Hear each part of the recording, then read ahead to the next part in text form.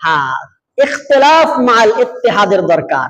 ঠিক আছে, আপনার ইখতিলাফ নিয়ে আপনি পড়ে থাকেন ভাই, আপনি জিকির করতে ভালো লাগে না জিকির করেন না, ওনার জিকির করতে ভালো লাগে ওনারা জিকির করতে ছাইরা দেন, ওনার দ্বারা আমিরা দুরূদ করতে ভালো লাগে ওনারা ওইভাবে ছেড়ে দেন, আপনার বসে পড়তে ভালো লাগে দলিল আছে এটা বসে পড়েন। কিন্তু এইটা নিয়ে দ্বন্দ্বের এখন সময় না।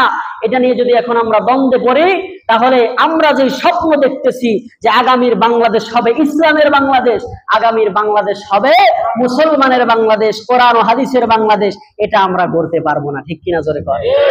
এজন্য সব ভেদাভেদ ভুলে যাওয়া ঐক্যের প্ল্যাটফর্মে আমাদেরকে আসতে হবে, যে সামনে যাদেরকে আমরা ক্ষমতায় বসাবো তারা জানি আর তাফসির মাহফিল বন্ধ না করতে পারে, তারা জানি ইমামকে কাউন্টার দিতে না পারে, তারা জানি খতিবকে কাউন্টার দিতে না পারে, তারা জানি কোরআনের আইনকে বৃদ্ধাঙ্গুলি না দেখাইতে পারে, তারা জানি সংবিধান থেকে বিসমিল্লাহর মতো পবিত্র শব্দকে মুছে দিতে না পারে। ঠিক কিনা জোরে?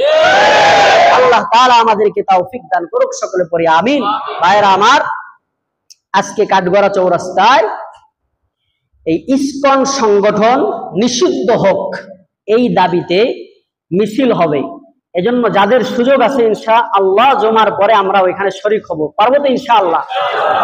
আল্লাহ তাআলা আমাদেরকে তৌফিক দান করেন। আপনারা কি চান যে নিরপরাধ একজন আইনজীবী, আচ্ছা এই দেশে বিএনপির প্রধানকে অ্যারেস্ট করে জেলে নেওয়া হয়েছে না? তারপরেও কি বিরোধী কাউরে এইভাবে জবাই করে হত্যা করছে? আওয়ামী লীগের নেওয়া হয়েছে না? জাতীয় পার্টির নেওয়া হয়েছে না? সব জামাতের নেতারা নেওয়া হয়েছে না জেলে?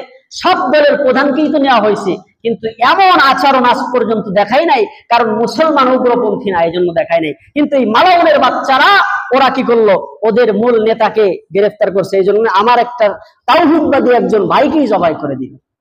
এই জন্য ওরা কি এই দেশে থাকবে না? এই সংগঠন নিষিদ্ধ হবে, কি বলেন আপনারা?